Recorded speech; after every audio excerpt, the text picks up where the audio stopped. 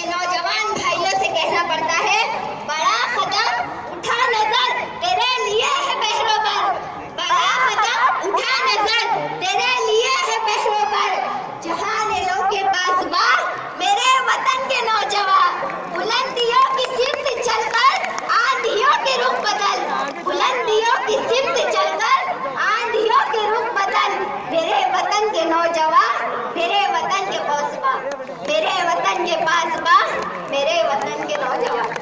नौजवान सबको अगर सरकार की पॉलिसियों को समझे, अगर सरकार की पॉलिसियां हमारे हित में ना हो तो बदल डालो सरकार को। इतनी ताकत है मेरे भाइयों में कि वो सरकार को बदल सके, क्योंकि जिसका वोट होता है उसी की सरकार होती है।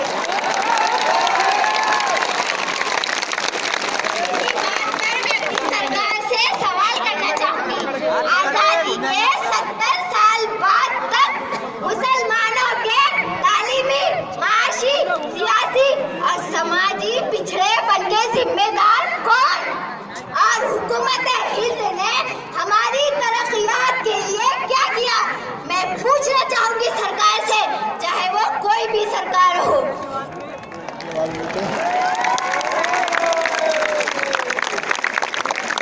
जनाब आली वकार, आज हमारे मुल्क में हालत पिछड़ों से बदतर हो गई। आज इसमें सबसे बड़ा मसला बना तो वो ये कि हम तालीमी मैदान में पिछड़ गए।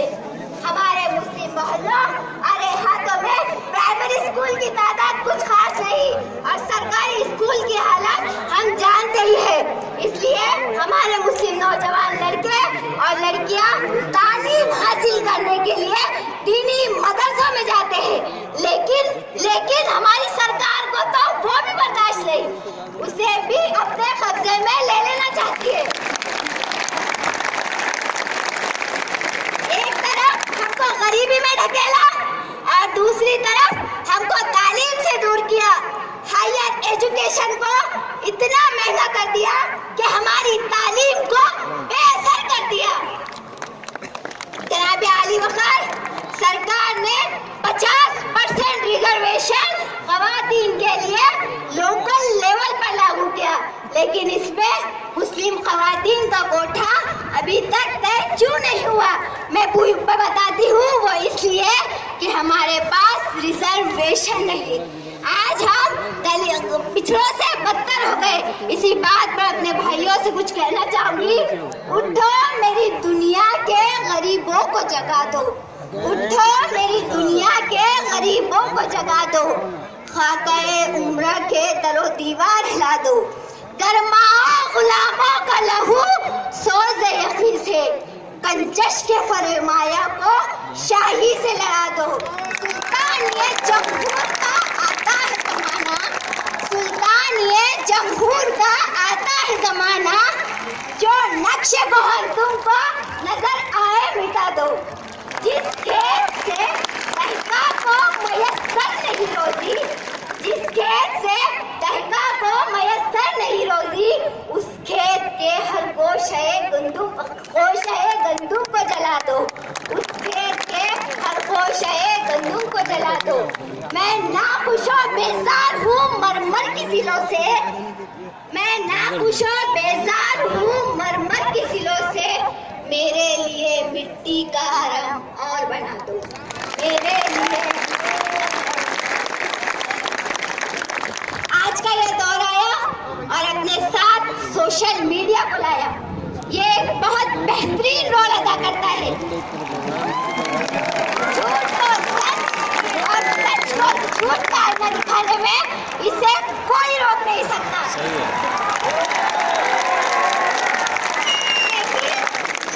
लेकिन एक बात अपनी मीडिया से भी कहना चाहूंगी, क्या वो अपने फर्ज पूरे कर रहे हैं? क्या वो अवाम के मसाइल, क्या वो अवाम के मसाइल को सही तरीके से बता रहे हैं, सही तरीके से लिख रहे हैं? मैं पूछना चाहूंगी हमारी मीडिया से कि वो अवाम की नुमाइंदगी कर रहे हैं या सरकार की नुमाइंदगी?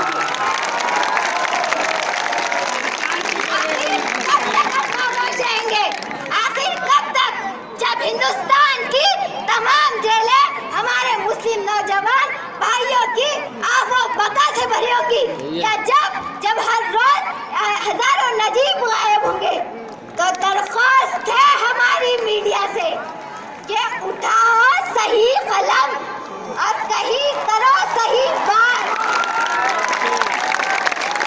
जिसका वार एटमी ताकत और तलवार से बढ़कर है। कहते हैं कि हमें रिजर्वेशन दिया गया तो जातिवाद बढ़ेगा। तो भाई बड़े अफसोस के साथ मुझे कहना पड़ता है कि आज का साथ पात का नजरिया हमें तो ड्राइवर, चपरासी और क्लर्क के लायक नहीं समझता। ये एक ऐसा मुल्क है जहां पर लोगों ने जात पात की बुनियाद पर जानवरों को भी नहीं छोड़ा। गाय को हिंदू,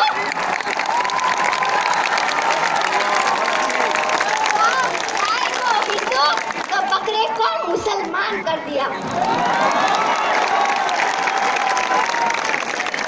पाँव जख्मी सही डगमगाते चलो, पाँव जख्मी सही डगमगाते चलो, राह के संग ओहन के टकराव से अपनी जंजीर को जगमगाते चलो। नाखुश नेकबद कितनों को हटाने तक सर पे बादल लिए हैं, तहिया किए बारिशें शहर का एक नए कहर का। मेरे दीदावरों, मेरे दानिश्वरों, थाम लो एक आसाए कलम, एक फिरौन क्या हजारों फिरौन डुबाते चलो। क्या बात है। हमारी सरकार कहती है भाई एक कदम स्वच्छता की ओर। मैं कहना चाहूंगी सरकार को कि सरकार 2 कदम जरा हमारे रिजर्वेशन की ओर।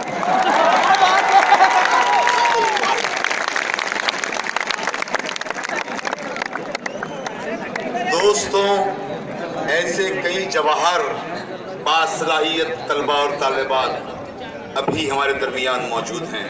अब आने वाले तलबा और तालिबात मुख्तसर अपने ख्यालात का इजहार करेंगे, उन्हें समात फरमाइए, फिर हमारा जुलूस रवा होगा। मैं अब आवाज़ दे रहा हूँ मुस्फिरा सिद्दीकी को कि वो आए और सिर्फ 1 मिनट में अपने ख्यालात का इजहार फरमाएं। मुस्फिरा अंजुम। नहमदुहु व नुसल्ली अला रसूलिहिल करीम, अम्मा बाद। ब्रादरान इस्लाम, ख़ाहिरान मिल्लत और मेरे हमवतन भाइयों और बहनों, अस्सलामु अलैकुम व रहमतुल्लाहि व बरकातुहू। मैं मशकूर हूँ आज के इस तारीखी एहतजाज के ऑर्गेनाइजर्स की कि शहर औरंगाबाद में इस अजीम शान जुलूस का इनेकाद किया। अगर अहले इक़्तिदार की आंखें खुली हो, कान खुले हो, ज़हन खुले हो तो देख ले कि भारत का मुसलमान अब बेदार है। अब तक हम नाक़ुद शरीयत और नाक़ुद रसूल सल्लल्लाहु अलैहि वसल्लम के लिए तो खड़े थे, खड़े हैं और खड़े रहेंगे, लेकिन इंसाफ की लड़ाई में इस शान के साथ खड़ा हुआ हो। हमारा देश दुनिया की बड़ी मईशतों में से एक बड़ी ताकत के बतौर उभर रहा है। हमें खुशी है कि ये हमारा मुल्क है। भारत चंद सालों में दुनिया के ताकतवर तरीन ममालिक में से एक होगा। हमारे देश का एक इम्तियाज ये भी है कि ये दुनिया का सबसे बड़ा जमहूरी मुल्क है। भारत का एक हुस्न ये भी है कि ये मुख्तलिफ मज़ाहिब को मानने वालों का देश है। लेकिन एक जमहूरियत की नज़ाकत ये भी है कि मुल्क की अक्सरियत का अक़लियतों के साथ रवैया कैसा है। बदकिस्मती हमारे मुल्क की ये है कि अक़लियतें ख़ुसूसन मुसलमान हर तरह की बदकिस्मती, हर तरह के जुल्म व नाइंसाफ़ी का शिकार है। क्यों ऐसा? मैं सरकार से पूछती हूँ, क्यों ऐसा? आज हमारे पास रिजर्वेशन नहीं, हम हर तरह के जुल्म व नाइंसाफ़ी का शिकार है। आजाद भारत का हर गुजरता दिन दिगर अक़वाम के मुकाबले मुसलमानों की पसमानदगी में इजाफा करता रहा है। सच्चर कमेटी के चश्मकुशा अहवाल ने मुसलमानों को दिगर अक़वाम से ज्यादा पसमानदा कौम करार दिया है। पूरे मुल्क की सूरत हाल दिगर गो है। देखिए आप, मुसलमानों को इंसाफ क्या मिलता, ईदा भी रवा रखा गया है। क्यों ऐसा? मैं हमारी सरकार से पूछती हूँ, क्यों ऐसा? हमारे साथ क्यों ये जुल्म, क्यों ये नाइंसाफी, क्यों हम इस चीज का शिकार है? मैं आप सबसे पूछती हूँ, मैं आपसे सवाल करती हूँ, क्यों ऐसा? अगर आप इस भारत के मशहूर व मारूफ रियासत महाराष्ट्र में देखते हैं तो एक मुसलमान भी पार्लियामेंट में नहीं है, जबकि महाराष्ट्र में मुस्लिम आबादी 1.3 करोड़ है। एक मुसलमान भी IAS नहीं है, जबकि महाराष्ट्र में मुस्लिम आबादी 1.3 करोड़ है। क्यों ऐसा? हम क्यों तालीम, मईशत, सरकारी नौकरियों में पीछे हैं? क्यों? मैं आप सबसे सवाल करती हूँ, क्यों ऐसा? ये सारी बुनियादी जरूरतें हमें मुश्किल से मैसर होती है। क्यों ऐसा? मैं आप सबसे सवाल करती हूँ, मैं हुकूमत हिंद से सवाल करती हूँ, क्यों ऐसा? आजादी के बाद मुसलमान जहाँ सरकारी नौकरियों में 31% था, आज वहाँ 3%। हाँ, जेलों में मुसलमानों का तनासब आबादी से 3 गुना ज्यादा तक पहुँच रहा है। क्यों ऐसा? मैं आप सबसे पूछती हूँ, क्यों ऐसा? ऐसे में ये तारीखी जुलूस, ऐसे में ये तारीखी जलसा मुसलमानों के लिए रिजर्वेशन का जायज मुतालबा करता है। मरकजी हुकूमत के बनाए रंगनाथ मिश्रा कमीशन की सिफारिश की रोशनी में हम चाहेंगे कि मुसलमानों को 10% और दीगर अक़लियतों को 5% रिजर्वेशन, मुसलमानों को 15% और दीगर अक़लियतों को 5% रिजर्वेशन तालीम व सरकारी नौकरियों में मिले। हम हुकूमत हिंद से मुतालबा करते हैं कि दस्तूर हिंद के साथ किए जा रहे जुल्म व ज़्यादती को खत्म करे, बंद करे। भारत एक सेक्युलर और जमहूरी मुल्क है। मज़ाहिब के दरमियान इस तफरीक व तअस्सुब को खत्म करे, बंद करे। 1950 की सदारती हुक्म के तहत मुसलमानों, ईसाइयों और दलितों को शेड्यूल कास्ट का दर्जा हमारे साथ जुल्म हो रहा है। लेकिन अब हम भारत की हुकूमत से मुतालबा करते हैं कि हमें रिजर्वेशन दें। हमें एंटी कम्युनल वायलेंस बिल के नाम पर बहलाया गया, हम खामोश हैं। लेकिन अब हम खामोश नहीं रहेंगे। हम हुकूमत हिंद से मुतालबा करते हैं कि मुनासिब कानून बनाए जाए।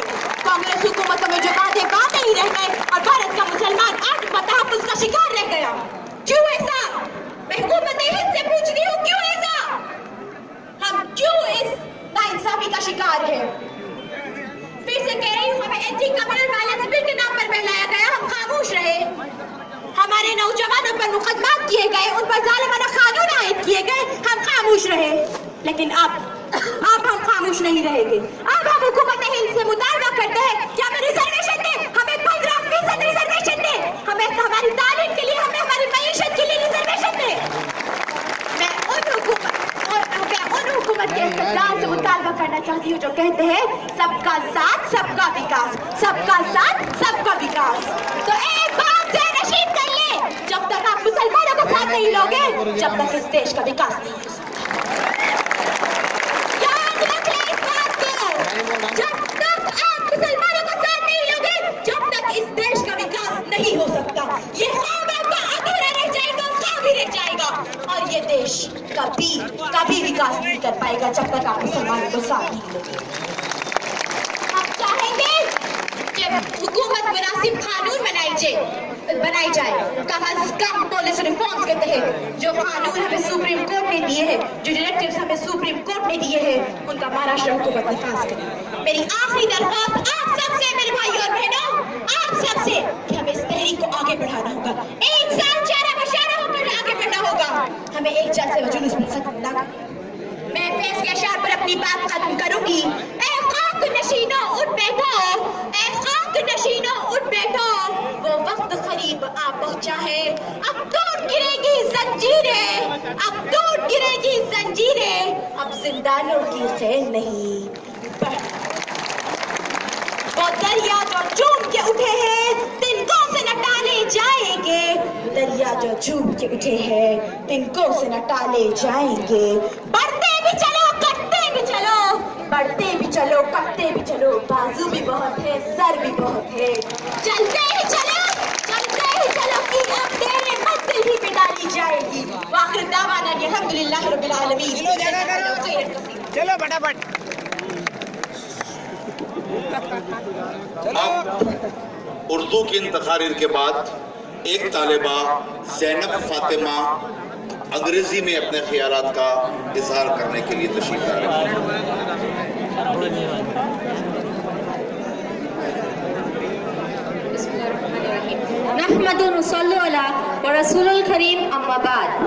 To all the respected audience present here, Assalamu alaikum wa rahmatullahi wa barakatuh.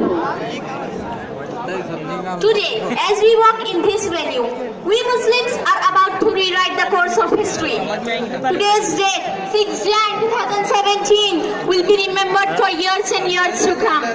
Not only for the movement of Muslim reservation, but also for the unity displayed by our dear ones to come in a huge number on a single platform for a single agenda, that is Muslim reservation.